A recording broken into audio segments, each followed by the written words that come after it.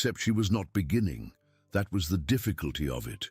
She had signed her name in a register at St. George's, Hanover Square, and now she was the Duchess of Keswick, and the folding of that paper was not the closing of an account, but the opening of one whose books she had not yet been permitted to see. She was 3/4 of an hour into her marriage. The carriage was moving through Mayfair in grey November rain, and the man on the seat opposite her had not spoken since he had handed her the list. The list had been handed to her in the vestibule. That was the detail Imogen Hale, who was now Imogen, Duchess of Keswick, though the title sat on her shoulders as unpracticed as a new mantle, could not quite set aside.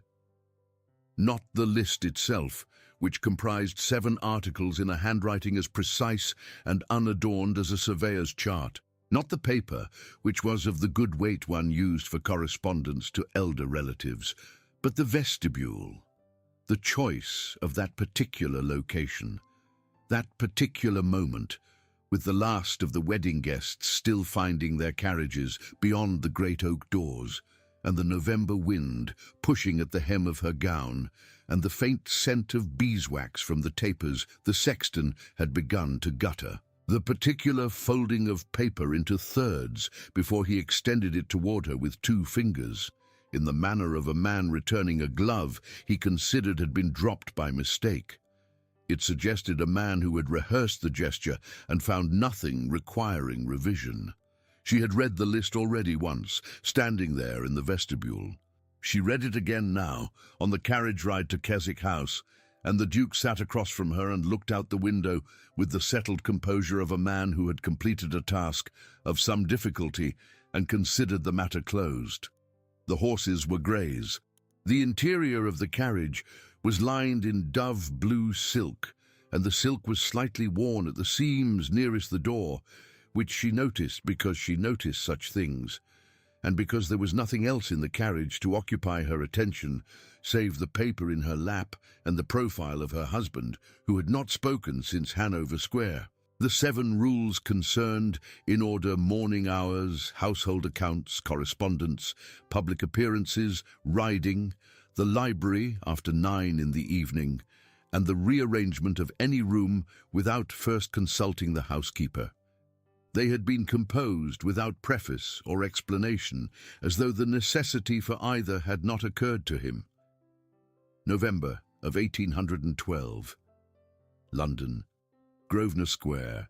Imogen was 23 years old, and her travelling gown was of a grey wool the colour of the river at Richmond in winter, and she had a small habit when she was thinking of running the tip of her forefinger along the inside seam of her glove, which no one who did not sit very close to her had ever noticed.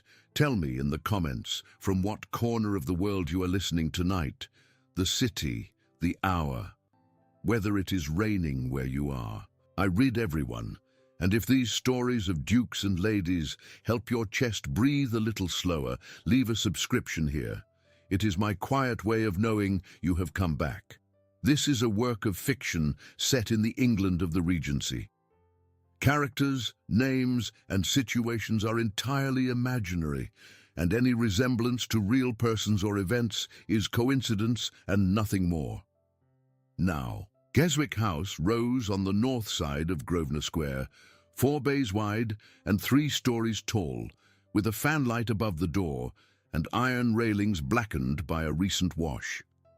The Duke handed her down from the carriage himself, which was the first courtesy he had offered her since the ring, and did not release her hand until she was fully upon the pavement, and then did so with the same finish of gesture with which he had folded the paper in the vestibule. The doors opened. The housekeeper, a woman of perhaps 50 in a gown of dark grey silk with a chatelaine of small keys at her waist, stood in the hall with the 2 housemaids and the butler ranged behind her, in an arrangement so precisely spaced that Imogen understood at once she was looking at a household that ran according to a plan she had not yet been shown. "Your Grace," said the housekeeper, with a curtsy that had been practiced somewhere. "Mrs. Ducat," said the Duke. He gave the smallest gesture toward Imogen.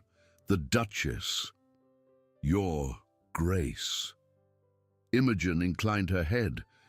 There was a pause, of the kind that a good hostess ends with a word about the weather and a bad hostess allows to lengthen, and she was not certain which kind she was expected to be. The Duke solved it for her. "Mrs. Ducat will show you the house," he said. "I have a matter of business.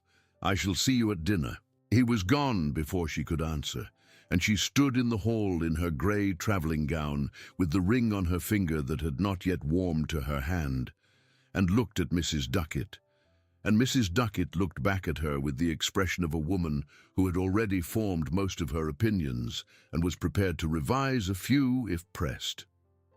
"Would your Grace care to begin with the drawing-rooms," Mrs. Ducat said, "or with the offices?" Imogen considered. "The offices," she said. Something in Mrs. Ducat's face did not quite move. It was not surprise.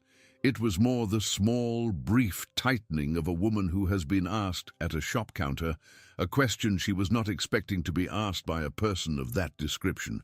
She recovered before it had entirely become an expression, and inclined her head and said, "This way, Your Grace." They went down the corridor, past the drawing-rooms with their pale silk walls, past a smaller room hung in green damask that Imogen recognized as the morning room from the description in the marriage settlement, past the library with its double doors of polished mahogany closed against the corridor.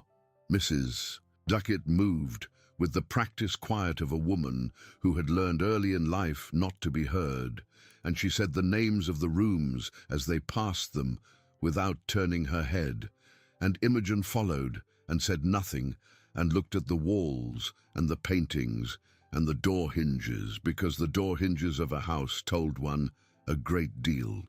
The offices were at the back of the ground floor.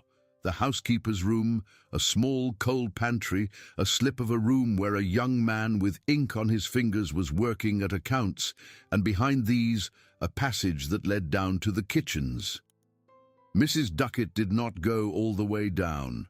She stopped at her own room and gestured Imogen inside with the polite absence of gesture that was her manner, and closed the door behind them, and turned and folded her hands. "Your Grace will be wanting to know how the household is arranged," she said. "I will. His Grace prefers that I bring the weekly reckoning to him on Friday mornings after breakfast. The tradesmen's books come to me on Wednesdays. The gardener's account is quarterly.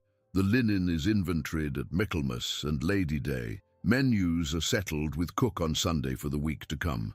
His Grace takes breakfast at 8, luncheon at 1 when he is in, dines at 7:30. He receives on Thursdays and takes his own dinner on Thursday evenings in the small dining room. He does not receive callers before 11. He does not receive callers at all if he is in the library and the door is closed, unless the caller is Lord Ashcombe, in which case he is to be shown up regardless." She had said all of this in one breath and had not looked at Imogen once. She had looked at a point on the wall just above and to the left of Imogen's shoulder, which was the point at which one looked when one was addressing a mistress one did not yet quite believe in. "Mrs. Ducat," Imogen said, "Your Grace. How long have you been at Keswick House?" Mrs. Ducat did move her eyes then briefly. 19 years, Your Grace." "You knew the late Duchess?" "I did." "You will forgive me for saying so, but I do not intend to be her. I imagine no one will ever ask me to try, but I want to be quite clear about the matter now." There was a pause. Something did move in Mrs. Ducat's face this time. It was very small. It was perhaps the beginning of a reassessment of a category into which Imogen had already, provisionally, been placed. "No, Your Grace," said Mrs. Ducat. "I should like to see the household books tomorrow morning, all of them, including the ones His Grace looks at on Friday." The pause this time was longer. "His Grace, Your Grace, has always preferred to review the books himself." "I understand. I should still like to see them. I shall not disturb his review of them. I only wish to know what my house contains and what it costs." Mrs. Ducat looked at her, and for the first time looked directly at her, and did not immediately look away. She was a woman of perhaps 50, as Imogen had judged, and she had grey eyes and a quiet mouth and the kind of hands that had learned to be still, and she seemed to be, at that moment, adjusting some internal set of accounts of her own. "Very good, Your Grace," she said. "I will have them ready at 9:30. "Thank you." They stood there for another moment. The room was small and cold and neat. The fire had not been lit. Outside, in the corridor, a maid passed with a bucket, and the small sound of the bucket handle against the metal was the only sound in the room for a full count of 3. "Mrs. Ducat," Imogen said, "Your Grace. There is a picture frame I shall want, from Bond Street. A modest one, rosewood, without ornament, the size of a small letter. Would you send someone to see it done?" "Yes, Your Grace." "Thank you, that is all for now." She went up to her rooms after that, and unpinned her hat with hands that were quite steady, and sat down at the small writing desk by the window that looked out at the wet grey square, and took the folded paper from her reticule and laid it flat upon the leather blotter and looked at it for a long time. Rule the 1st. Her Grace will keep morning hours, visiting between the hours of 11 and 1 at home to callers on Tuesdays. Rule the 2nd. Her Grace will not concern herself with the household accounts, which are the province of the housekeeper and are reviewed by His Grace on Friday mornings. Rule the 3rd. Her Grace's correspondence will be received in the morning room and answered before luncheon. No correspondence will be conducted from the library. Rule the 4th. Her Grace will attend such public engagements as are consistent with the dignity of the title and will excuse herself from those which are not. Rule the 5th. Her Grace will not ride out unaccompanied. Rule the 6th. The library after 9 in the evening is His Grace's alone. Rule the 7th. Her Grace will not rearrange any room in the house without first consulting the housekeeper. She read them a 3rd time. Then she folded the paper along its creases once more and put it in the top drawer of the desk, and closed the drawer and put her hand on the desk and drew a long, slow breath through her nose and let it out through her mouth. In the manner of a woman preparing to compose a letter she did not particularly wish to write. She composed no letter. She sat instead and looked at the rain on the window and thought, quite calmly, that if the 7 rules were the whole of her marriage, they were fewer than she had feared, and if they were only the visible portion of it, they were an interesting index of the invisible part. Her uncle had used to say that a document told one more by its silences than by its contents. Rule the 5th said she was not to ride out unaccompanied. Rule the 6th said she was not to enter the library after 9 in the evening. There was nothing in the 7 rules about what she was to do with her mornings before 11, or with her afternoons between 1 and dinner, or with her mind. There was nothing about what she was to think, and there was nothing about what she was to want. On the 3rd day of her marriage, the rosewood frame arrived from Bond Street. Imogen carried it up to the small sitting room that had been given her as her own, hung it above the mantel with the assistance of a footman who did not ask what was to go in it, and when the footman had gone, placed the paper inside the frame with the 7 articles facing out. It was, she considered, a modest work of decoration. It was legible from the sofa. It was not ostentatious. It could pass from the door of the room for a printed household prayer of the kind one occasionally saw in the sitting rooms of pious widows. She stood in front of it for a moment. Then she went down to the housekeeper's room and asked Mrs. Ducat for the books. There were, it turned out, 11 of them. The tradesman's ledger, the linen inventory, the plate inventory, the wine book, the coal book, the gardener's quarterly account, the stable book, the wages book, the tenant's book for the 2 Keswick properties in Hertfordshire, the London tenant's book for the 4 Keswick houses in Bloomsbury and Marylebone that were let, and 1 thick book bound in green calf that Mrs. Ducat laid last upon the pile with the air of a woman surrendering a fortress. "The general book," she said. "Thank you." She spent the morning with them.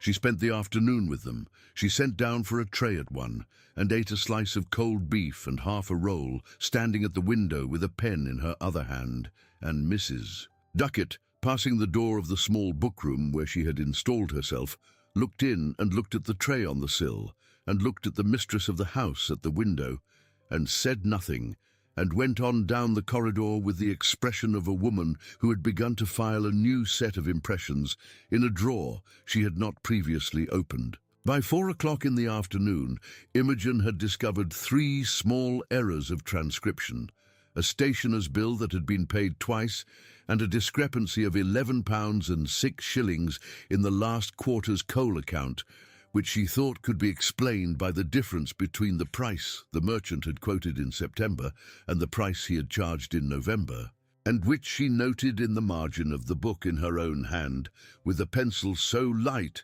that it could be brushed away with a fingertip. By 6, she had begun a small notebook of her own, in which she wrote nothing that she did not verify twice against the books, and she carried the notebook up to her sitting room and put it in the same drawer of the desk in which the original of the 7 rules had once briefly been kept, and she dressed for dinner. The Duke was at his end of the long table. She was at hers. The dining room was oak-panelled to the height of a man's shoulder, and above the panelling the walls were papered in a pale green that had once been dark green and had been softened by 20 summers of London light. And there were 3 portraits of previous Dukes of Keswick, and 1 portrait of a woman with a small dog, whose name Imogen did not yet know and did not intend to ask. Between them, on the long table, a silver bowl of hothouse fruit had been arranged with a symmetry that suggested the deliberate hand of someone who took the arrangement of hothouse fruit seriously, and a footman stood behind each of them, and the soup was carried in. "I trust the house is being made comfortable for your grace," the Duke said. "It is." "Mrs. Duckett is a good woman. You will find her useful." "I find her exact," Imogen said. "It is much the same thing in a housekeeper." The Duke looked up. He had grey eyes, of the same grey as the greys that drew his carriage, and he had a face that was still on the young side of 40, though he wore it as though it were older. And when he looked up in response to a phrase that had contained something other than the reply he had prepared for, he did so in a way that made the whole of the room, briefly, quieter. "Yes," he said, "it is much the same thing." The soup was carried away. The fish was carried in. He inquired after her family. She said her uncle was well and had gone down to Bath for the season. He said that was very well. He asked whether she had known Grosvenor Square before. She said only from the pavement. He said she would find the square agreeable, in the summer months particularly, when the trees were out. She said she would look forward to it. They ate for a time without speaking. The clock on the mantel struck the quarter. A log fell in the grate and released a small shower of sparks. From the other end of the table, the Duke said, without lifting his eyes from his plate, "You had a matter to raise with Mrs. Duckett this morning, I understand." "I asked to see the household books." There was a pause. It was not a long pause. It was the pause of a man who had been prepared for the answer and was, nonetheless, being careful with his own next word. "You will find," he said, "that they are complete." "I have found them so." He looked up then. From the other side of the table, over the arrangement of fruit and the branch of silver candles, he looked at her with the expression of a man who has heard a note in a piece of music that he had assumed to be simpler than it was turning out to be, and who was, at that moment, calculating whether the note had been played by intention or by chance. "You have read them, then?" "I have read them. All of them, yes." He set down his knife. He wiped his mouth with his napkin. He placed the napkin back in his lap with the same finished courtesy he brought to every gesture, and he looked at her across the length of the table, and there was, for a moment, something in his face that was not quite the composure of the man who had handed her the list. It was the beginning of something. It was, perhaps, the beginning of a reassessment. "I see," he said. "Was the seeing of them," she said, "against your Grace's arrangements?" He considered. It was not provided for, he said, in the arrangements. Whether it is against them is another question. I see. You have found the coal book satisfactory. I have found it interesting. The merchant appears to have raised his price by 8p a hundredweight between the September delivery and the November delivery. It is not a large sum, but it is a considered one. I should be pleased to have Mrs. Duckett inquire whether the increase reflects the movement of the coastal price, or whether it is a private convenience of his. There was then a silence at the long table of a kind she had not previously heard. The two footmen at the sideboard did not move. The clock ticked. The log in the grate settled with a small hollow sound. The Duke sat with his hand on the stem of his glass and looked at her across the arrangement of fruit, and after a length of time that felt to Imogen much longer than it was, he inclined his head 1 degree, no more. "You will do as you please, of course," he said. "Yes, Mrs. Duckett will make the inquiry." "Thank you." They finished the dinner without speaking of the books again. He spoke of a bill that was to be read in the House of Lords the following week on the subject of the maintenance of highways in the East Riding, which was a subject in which he took, he said, an interest inherited from his father, and not yet, he said dryly, sufficiently justified by the state of the highways in the East Riding. She said she supposed the interest was the more admirable for having survived the disappointment of the highways. He looked at her over the rim of his glass and did not smile, but did not entirely not smile either. And then the second course was cleared and the fruit was cut, and he rose from the table and inclined his head and said he would see her at breakfast, and went. She heard the library door open.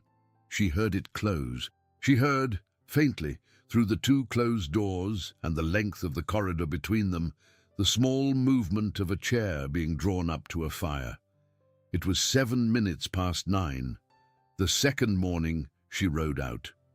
She rode out at 7, before the household was fully awake, in the plainest habit she owned, which was a dark grey wool with black frogging that she had had made in the spring and had not yet, in any strict sense, worn. She had gone down to the stables in her boots, past a very startled groom, and asked which of the mares was hers, and the groom had looked at her, and then had looked at the older man standing in the tack-room doorway, and the older man had come out, wiping his hands on a rag, and had said, "Your Grace." "Which of the mares," she said, "is mine?" There was a small silence. The older man was perhaps 60, with a face weathered by 40 winters in a Hertfordshire stable, and softened by a great many minor kindnesses to horses, and he had the expression of a man who had known his master's father, and possibly his master's father's father, and who had a private view about a great many things which he had never expressed in words. "His Grace, your Grace," he said carefully, "prefers that her Grace ride the chestnut."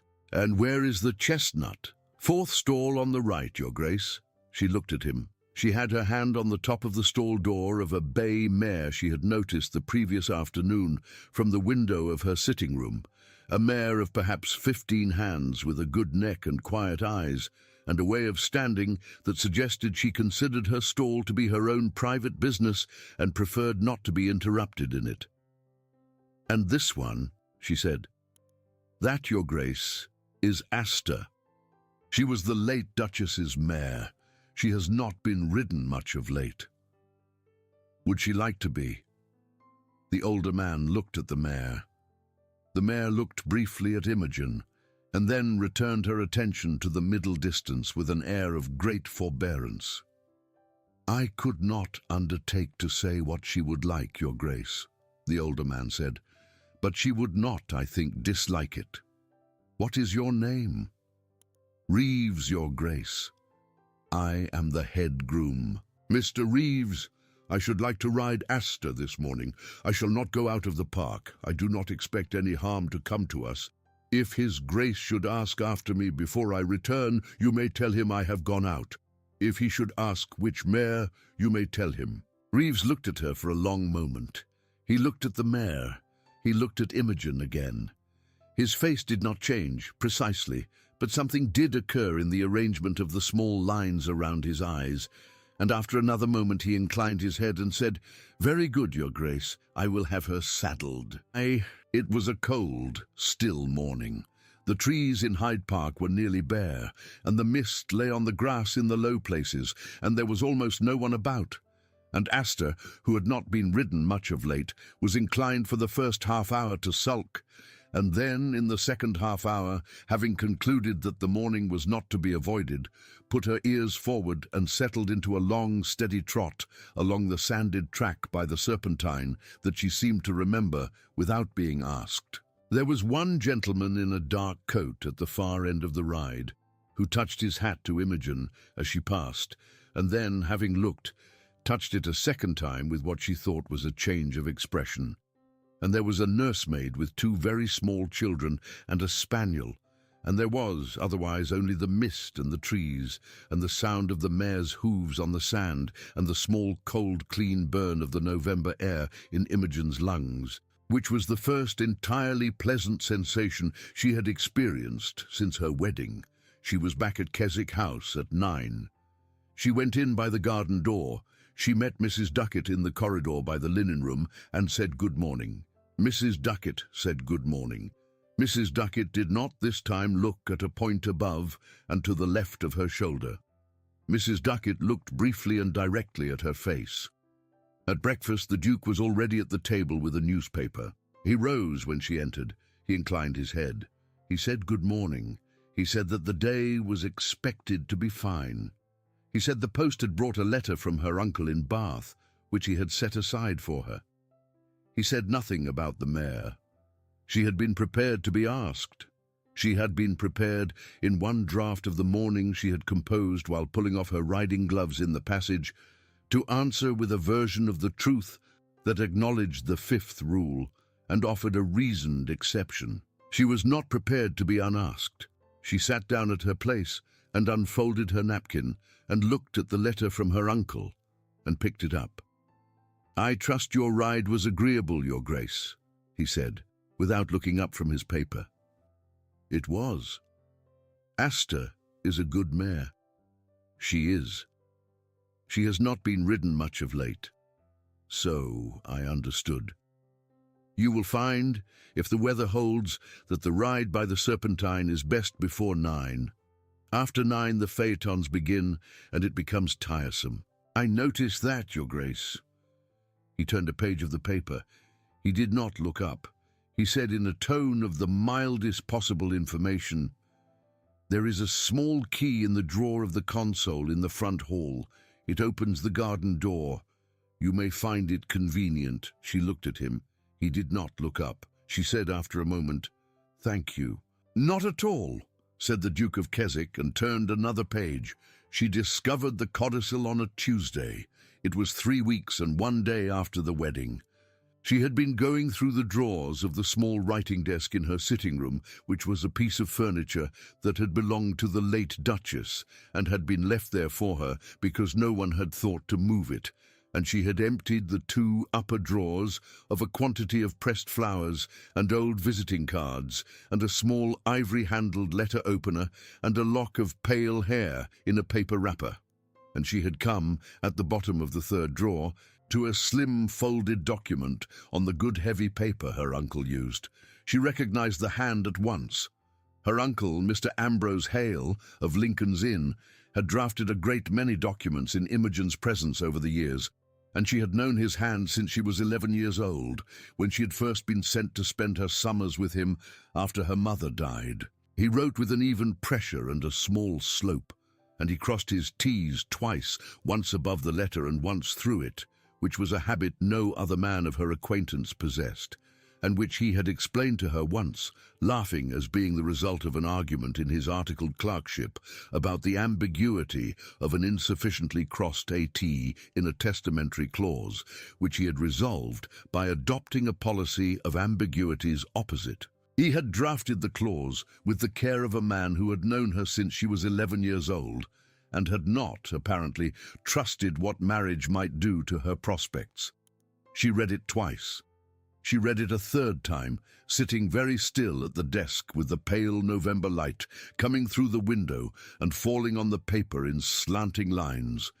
And she felt something very small and cold and quite specific settle in her chest, in the place where such things tend to settle. The clause was called in the margin a codicil to the settlement of Miss Imogen Hale, spinster, on her marriage to His Grace the Duke of Keswick, dated the 28th of October in the year 1812. The body of it read, "Whereas the said Imogen Hale is possessed of a fortune of £11,000 in the 4%, and whereas the said fortune is by the terms of the settlement conveyed into the marriage upon the day of the ceremony, this codicil provides that a portion of the said fortune, namely £3,000, together with the small manor and estate known as Little Hadwick in the county of Suffolk, being an inherited property of the said Imogen Hale from her late father, shall be held in trust for the said Imogen Hale, the trust to be conditional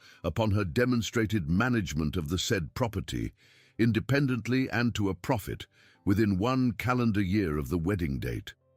Upon failure to so demonstrate, the said property and the said trust shall revert in full to the person of her husband, His Grace the Duke of Keswick, without further recourse to the said Imogen Hale. 1 calendar year. She read it a fourth time. She looked up from the paper. She looked at the framed list above the mantel. She looked at the window, and at the pale grey trees in the square, and at the small brass clock on the desk, whose hands read 10:15. She did not, at that moment, precisely know what she intended to do. She knew only that she would need the household ledgers and Mrs. Duckett's confidence and Mr. Reeves's continued willingness to let her ride Astor before 9, and a great many mornings that began well before 10 o'clock.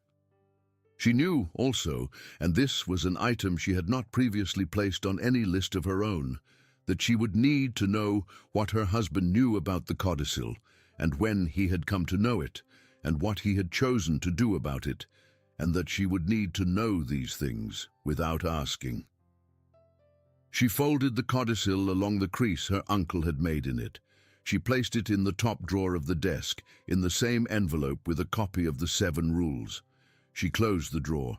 She rang for Mrs. Duckett. Little Hadwick was 3 days' post from London by the mail, in the flat country north of Ipswich, and consisted, according to the plans and accounts that had been sent to her father's man of business 12 years earlier, of a small manor house of red brick built in the reign of Queen Anne, a home farm of some 300 acres, 4 tenanted farms of between 80 and 140 acres each, a village of 11 cottages, a mill pond, and a limestone quarry that had not been worked in a decade. The last agent had died 2 years previously. The property had been managed since then by a Mr. Coultry of Ipswich, a gentleman of methodical habits, and, according to the small notes her uncle had scribbled in the margins of his most recent letter, unadventurous imagination. She spent the following month writing letters. She wrote to Mr. Coultry. She wrote to the vicar at Little Hadwick, whom she remembered slightly from a visit paid as a child. She wrote to the widow of the previous agent, who lived, according to a mislaid direction from Mr. Coultry, in a small house in Bury St. Edmunds. She wrote to a Mr. Fentiman in Ipswich, who had once been her father's factor, and was now, according to the county directory in the library, retired to a small property outside Woodbridge. She wrote to her uncle in Bath, in a letter that made no mention of the codicil, and asked only, in a passage that was framed as a curiosity of the housekeeper about a Suffolk recipe for a chutney, whether there was a good agricultural agent in Suffolk who would consent to give an opinion on a small estate. She wrote to the Suffolk mail coach office to inquire after the schedule of the northbound coaches from London in the first week of March. She wrote once to a Mrs. Sherborne, who had known her mother and to whom she had not written in 7 years, and who was possessed, she recalled, of a small property in the same county. She wrote all of these letters in the morning room between the hours of 10 and 1, and answered the small pile of visiting cards that had accumulated on the salver in the front hall during the same period, and paid the calls that were owed and received the calls that were owed her, and appeared at Almack's on the Wednesday of the second week of December in a gown of the colour of moonlight on water, and stood beside her husband at the head of the room while he inclined his head to a great many persons who inclined their heads back, and heard her name said in a whisper by a miss she did not know to a miss she did not know either, and inclined her head to both when they were introduced a quarter of an hour later, and did not, at any point in any of these appearances, do anything to give the impression that she was anything other than the sensible and rather quiet young woman whom the Duke of Keswick had, for reasons that had not been widely canvassed, chosen to marry. She rode out most mornings. She read the household books on Wednesday afternoons. She kept her own notebook. She met the Duke at breakfast and at dinner, and occasionally in the corridor between the drawing-room and the library. And she inclined her head, and he inclined his head, and they were entirely correct with one another, and no one who had watched them at a public dinner would have said that anything was the matter between them, or that anything was in particular right between them either. On the morning of the 20th of December, 3 items of correspondence arrived by the second post. The first was from Mr. Coultry in Ipswich, acknowledging her instructions and inquiring with careful respect whether Her Grace was in a position to inform him at what times of year Her Grace intended to visit the property. The second was from her uncle in Bath, providing the name and direction of a Mr. Olswell, formerly steward to Lord Rockingham, now retired to a cottage near Sudbury, whom he could recommend without qualification, and who might, if approached by Her Grace personally rather than by a man of business, consent to an opinion. The third was from a Mrs. Sherborne of Milden, near Lavenham, whom Imogen had not seen since the summer of her 14th year, and who wrote in a large loose hand on a single sheet of paper that she had been reading of Her Grace's marriage in the newspapers and had felt she must send her congratulations, and that if Her Grace was ever in the eastern counties, Mrs. Sherborne would be glad, more glad than she could easily put into words, to receive her. Imogen sat at the little writing desk in her sitting room with the 3 letters in front of her, and looked at them, and looked at the framed list above the mantel, and looked out of the window at the grey square, and folded the 3 letters carefully into one packet, and placed the packet in the top drawer of the desk with the codicil and the 7 rules. Then she took a sheet of paper and dipped her pen, and began, in the small, clear hand she had learned as a girl, to draft a plan for the following spring, which she wrote out in short numbered items, and read twice, and folded, and placed in the drawer with the other papers. At 7:30 she went down to dinner. He rose when she came in. He inclined his head. She inclined hers. They sat. "Your Grace has had a letter from Suffolk, I understand," he said, when the soup had been carried away. Three? Yes." He did not immediately reply. He was cutting a small piece of fish on his plate with the care he brought to the cutting of small pieces of fish, and when he had it on his fork, he looked up briefly at her. "I should be interested to know," he said, "whether your Grace intends to spend a part of the spring in the country." "I do." "At Keswick." There was a small pause. He had proposed, in the pause, the natural country property of a Duchess of Keswick, the great house in Hertfordshire, 30 miles from London, with the deer park and the long lake, and he was, she understood, waiting to see whether she would accept the proposition or set it aside. "No," she said, "at Little Hadwick, if I may." He set down his fork. He did not do it quickly. He did it with the same finish of gesture with which he did everything else.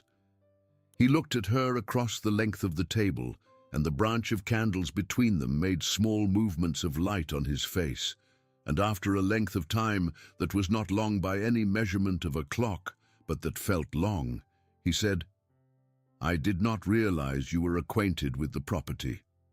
I inherited it from my father. Yes. He inherited it from his mother. Yes. I have not been there since I was 13 years old. I see. I should like to see it again. He looked at her for another moment.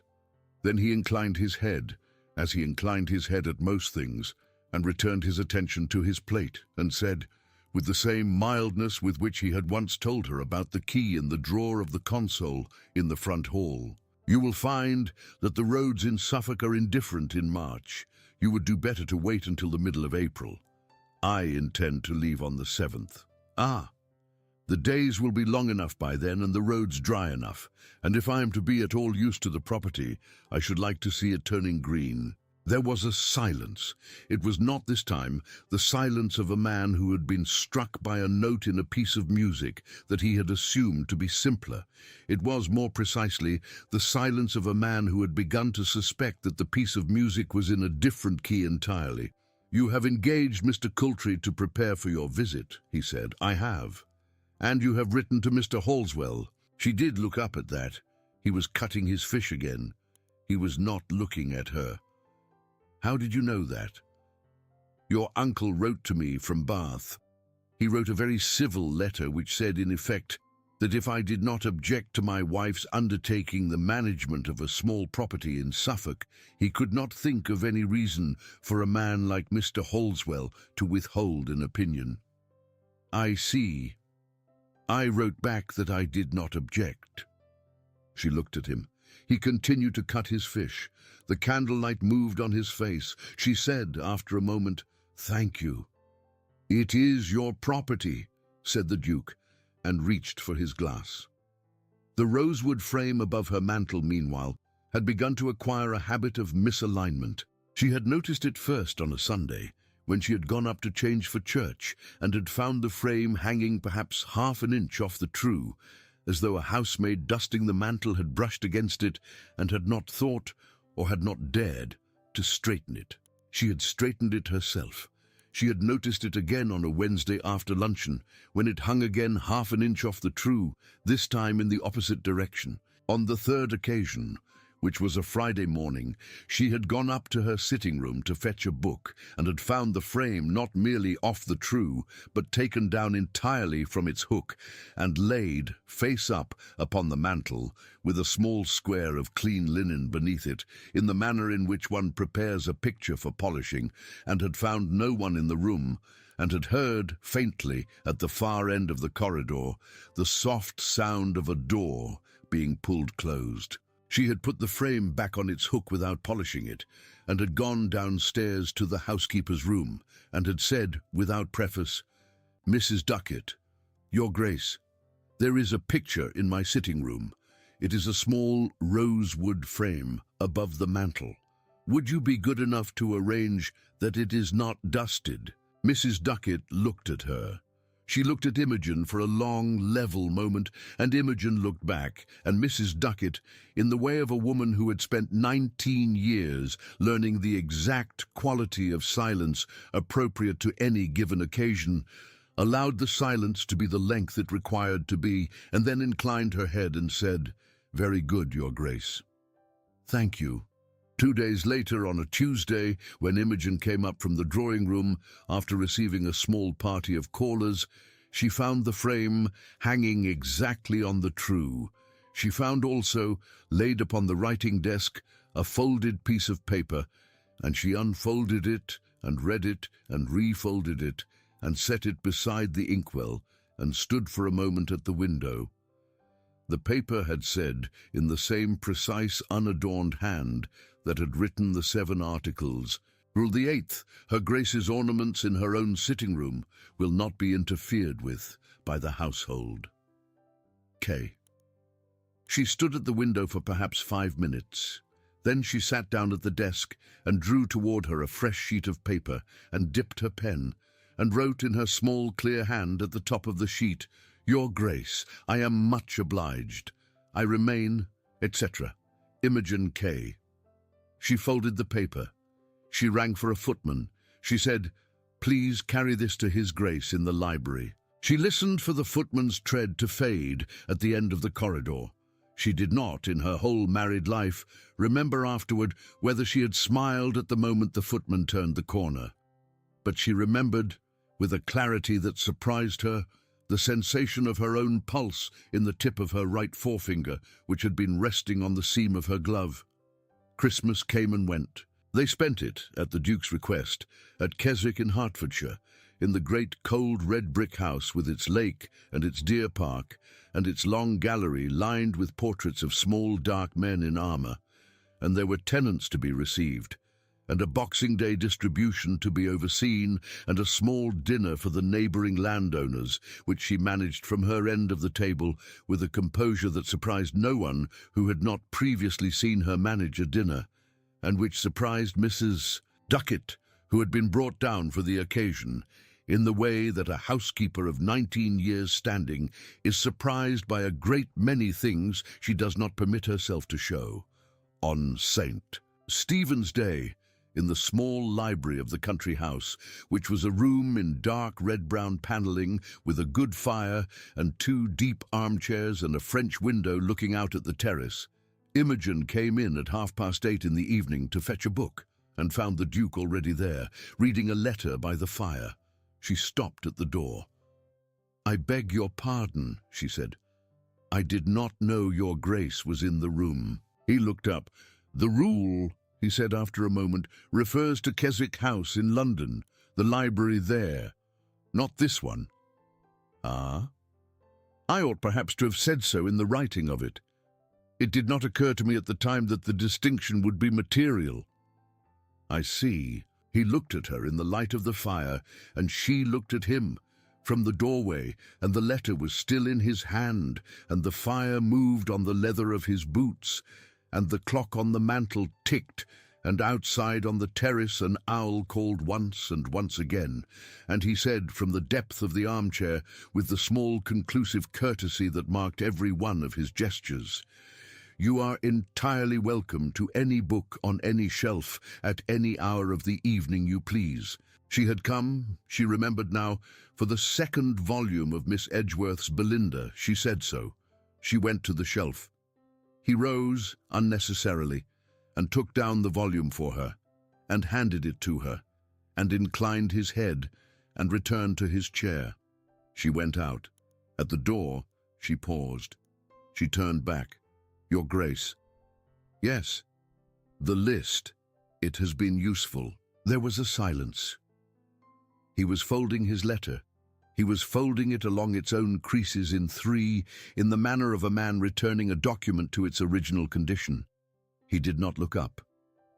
"I am glad," he said, "that you find it so." "I did not say I found it so. I said it has been useful." He looked up then.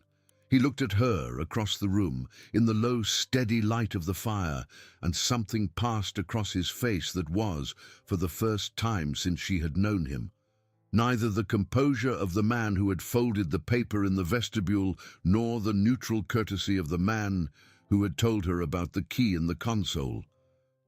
It was something else.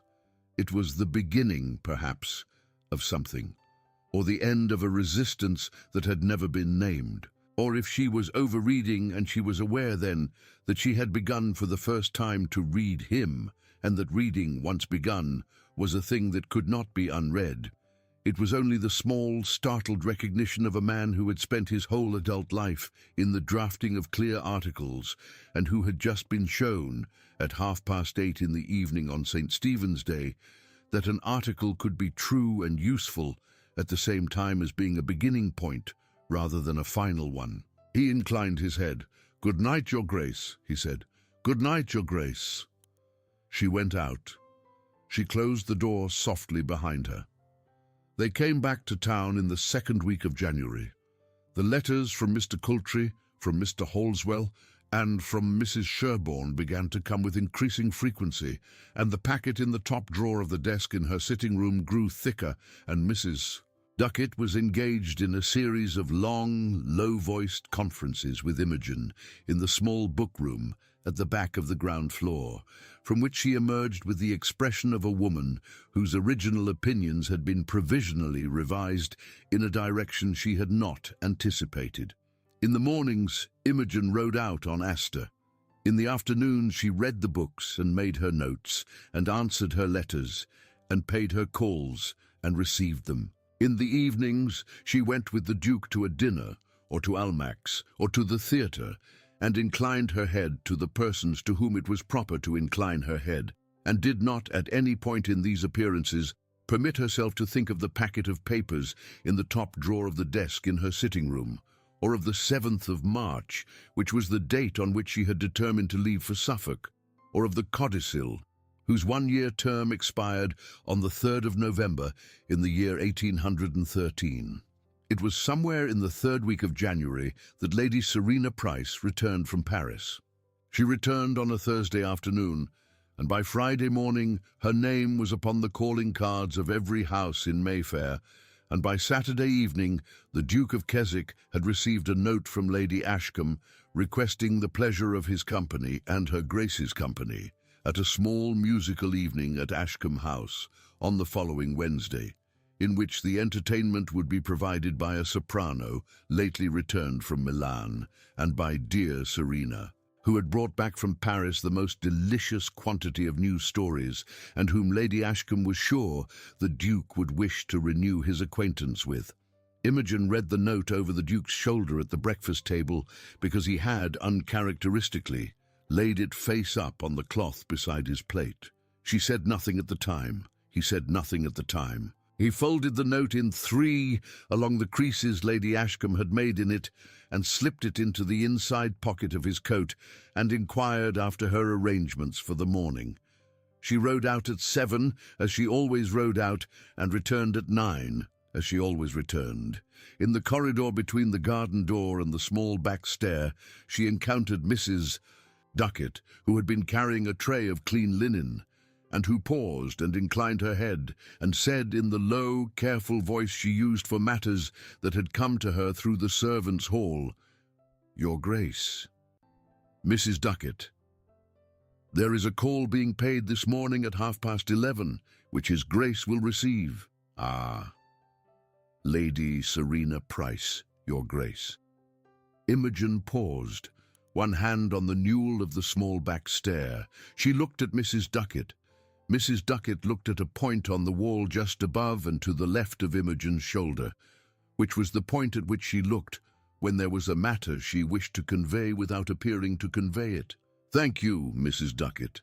"Not at all, Your Grace." Imogen went up to her sitting-room. She sat down at the little desk. She looked at the framed list above the mantel. She looked at the window. She listened, in the quiet of the room, to the small sounds of Keswick House in the morning, the light rattle of a coal scuttle 2 floors below, the passing tread of a footman, the low bark of a dog in the mews. She was, for perhaps 90 seconds, entirely still. Then she rang for her maid and said she would receive in the small drawing-room at 11:30, and directed that the fire be built up, and that the flowers on the mantel be renewed, and that the little side table by the window be laid for a tray, and that the walnut cake, of which cook was to be told to prepare a small one, was to be brought up at 11:45, in the event that the caller was still present at that hour.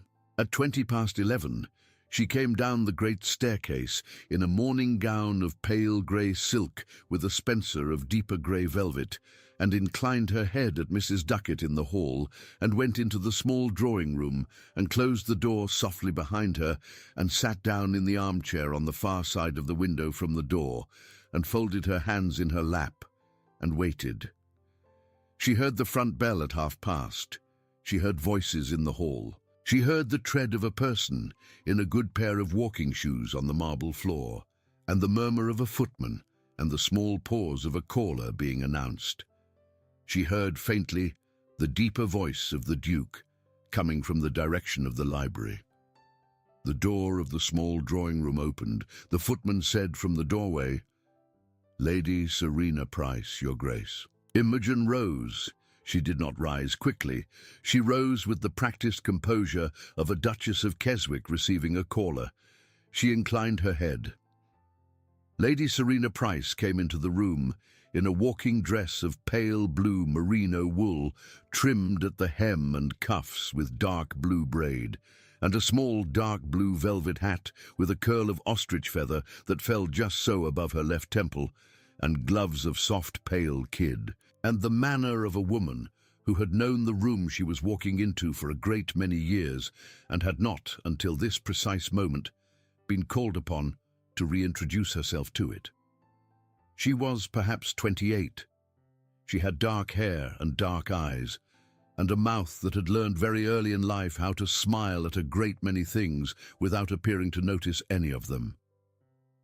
"Your Grace," she said, and dropped a curtsy of exactly the right depth for the circumstances.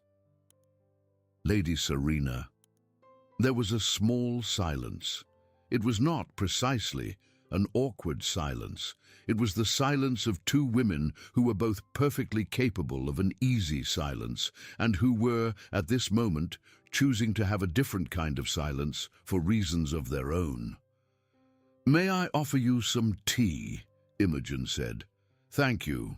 I should like some very much." They sat. The tray was brought. Imogen poured.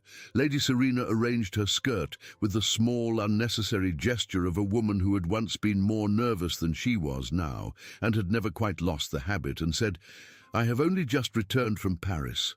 I have been away for a very long time." "So I understood. I understood you were newly married." "Since November." "November. Yes. I congratulate you," said Lady Serena, and smiled and took her cup. They spoke of Paris. They spoke of the theatre in Paris and the streets in Paris, and of Madame Recamier, whom Lady Serena had been fortunate enough to see at a small evening party. And Imogen inquired after each subject at exactly the length required, and Lady Serena answered at exactly the length required, and the tea was drunk, and the walnut cake was brought up at 11:45, and the door of the small drawing-room opened, and the Duke came in. He inclined his head to Lady Serena. She inclined hers.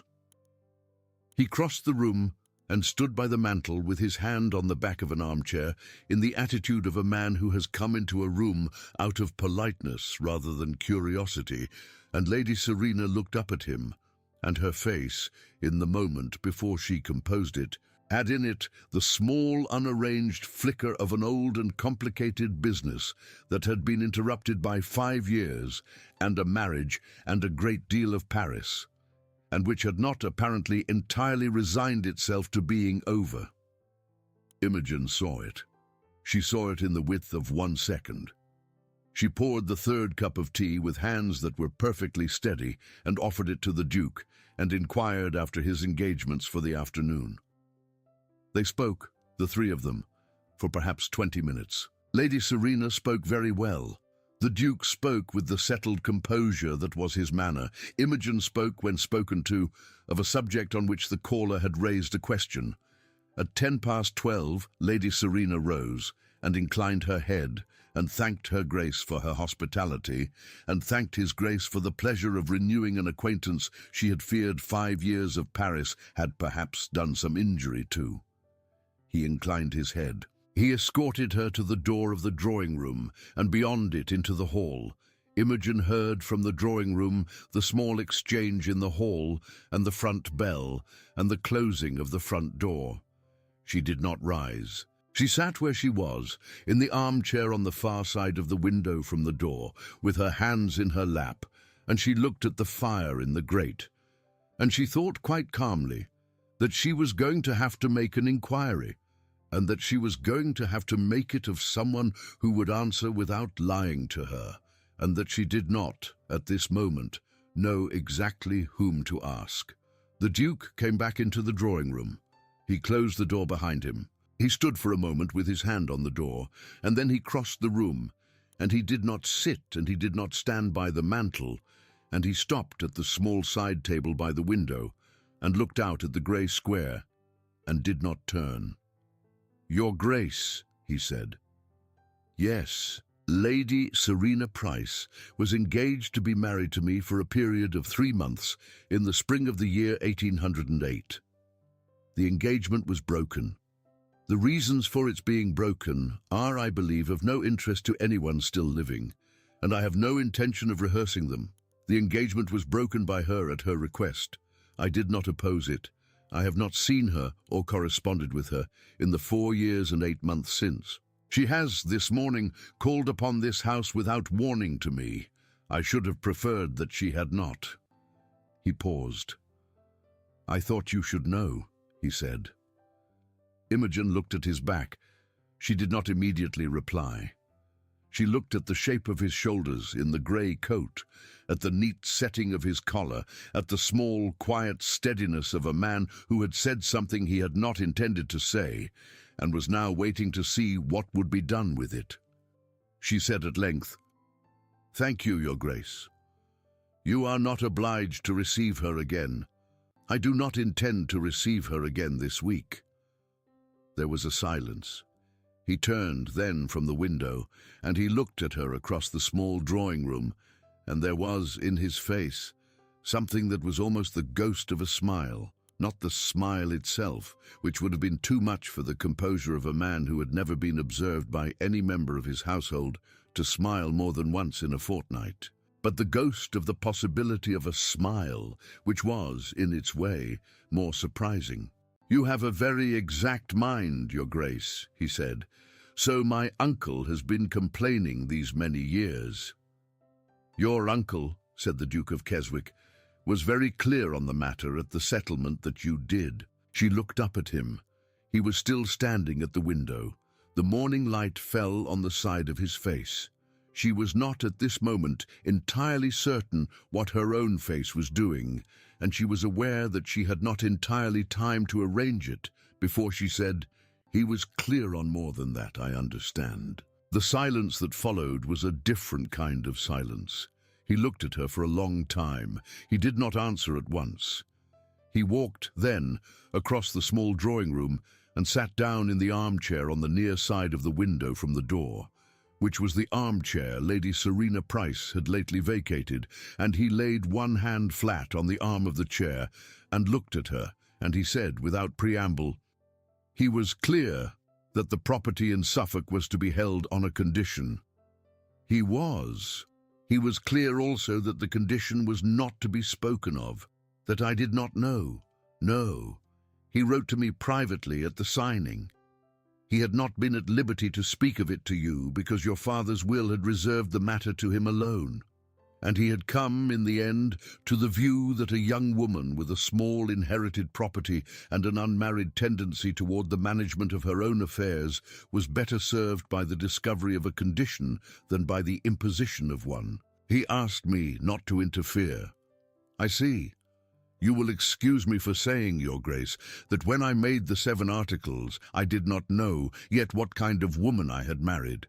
I had known you for perhaps 5 hours at the vestry, and I had known your uncle for a longer time, and I had inferred from what he did not say more than from what he did. The articles were composed to give me the shape of a household I recognized. They were composed also, if I may be entirely truthful with you, in the hope that they would give you the shape of a life that had been arranged for you, so that you might not have the additional labor, at the beginning of a marriage, of arranging one for yourself.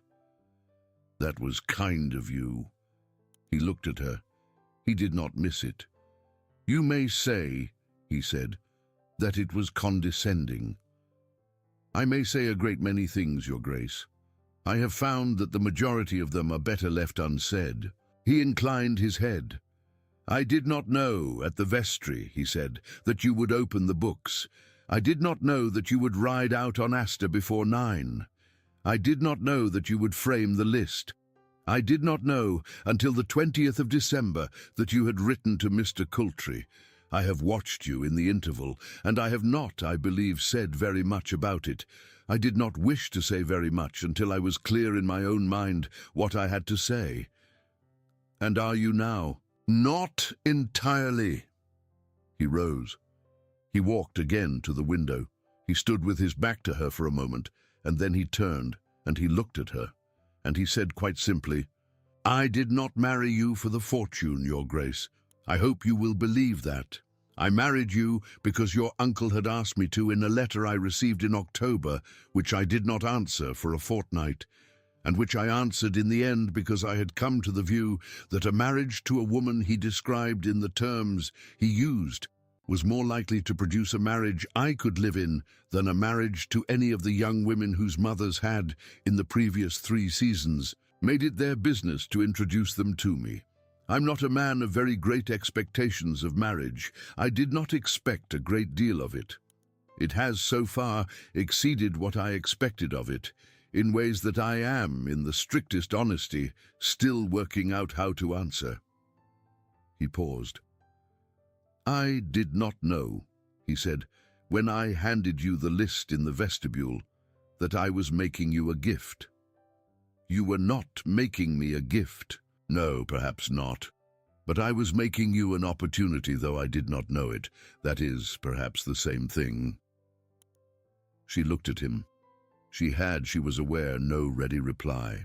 She had, in the packet in the top drawer of her desk, a great many pieces of paper, and a plan for the 7th of March, and a codicil that expired on the 3rd of November, and none of them, at that moment, would compose themselves into an answer to a man standing at her window in the light of a January morning, with his hand on the back of an armchair, and a look on his face that she had, until that morning, not previously seen there. "Your Grace," she said at last. "Yes, I am leaving for Little Hadwick on the 7th of March. I shall be there through the spring and probably through the summer, and I shall come back, if I am able to, in the late autumn. I do not intend, in the interval, to conceal from you anything of what I do with the property. I shall write to you. I shall be pleased to receive you there, if you find yourself in the county. I shall not, however, ask you to come." He looked at her. "That is very fair," he said. "I do not intend it as fairness. I intend it as a description of what I mean to do." "Ah." He was silent for a moment. "I shall be in the county," he said, "in the 2nd week of May, on business. I could pass by if you wished." "That would be agreeable, Your Grace." "Very good." He inclined his head.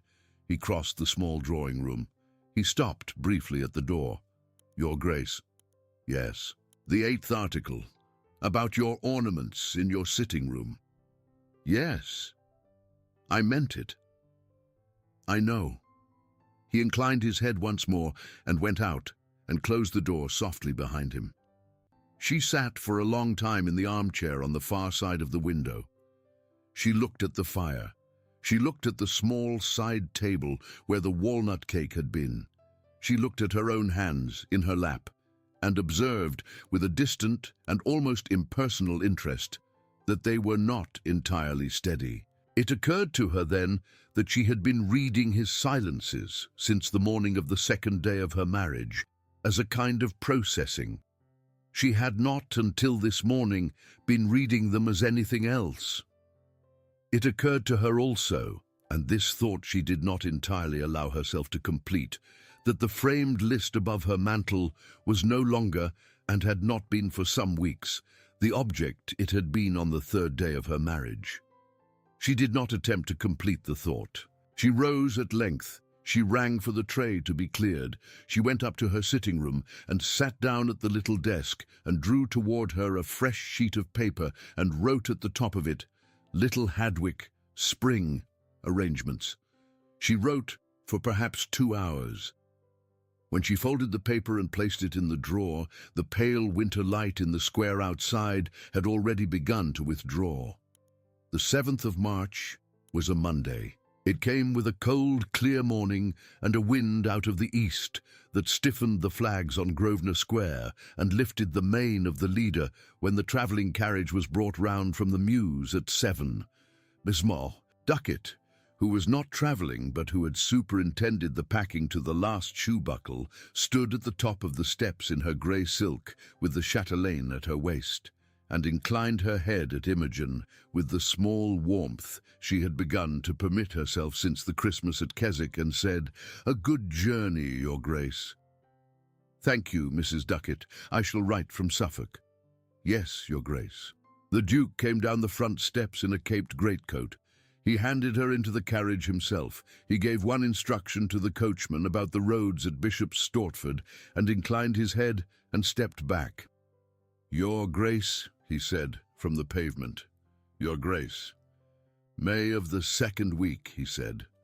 "May of the 2nd week." He inclined his head. The carriage moved off.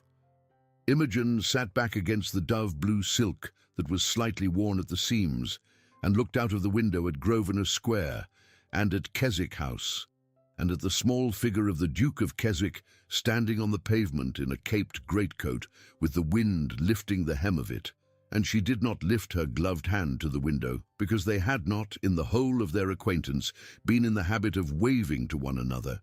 And the 5th month of a marriage was, perhaps, an unsuitable moment to begin. The carriage turned out of the square. Grosvenor Square disappeared behind the corner of Brook Street. She sat back.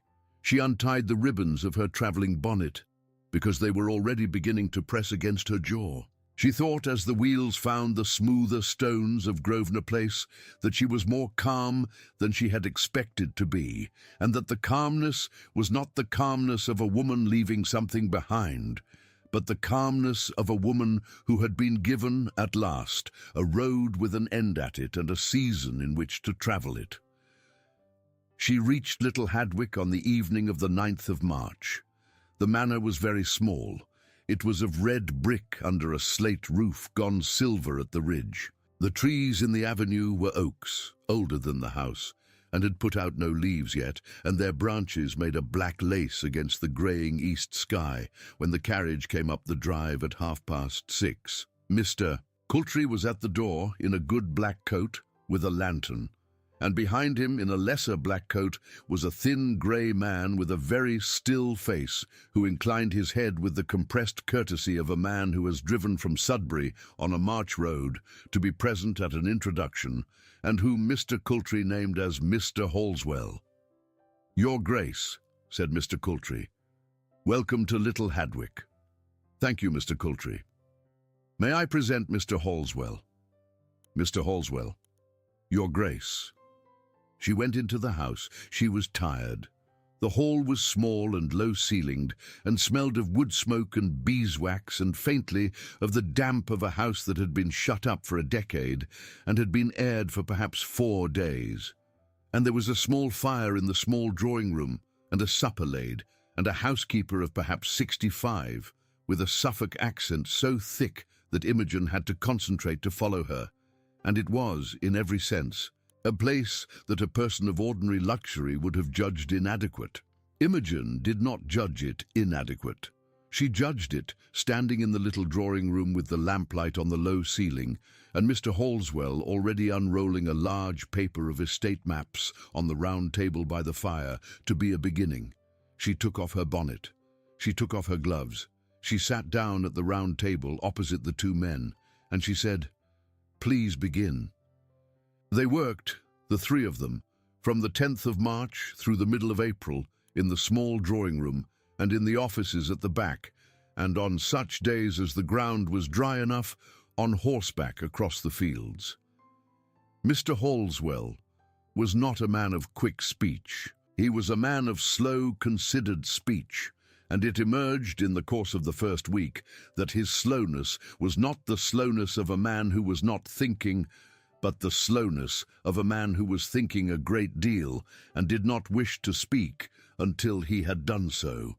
And Imogen, who had known such men before and who had, in the person of her uncle, been shaped by one of them, was content to wait. He said on the 4th day of their acquaintance, standing at the edge of the western meadow with his hand on the top of a gate, that the profits of Little Hadwick had for the last 10 years been calculated on a system that had been already old when Mr.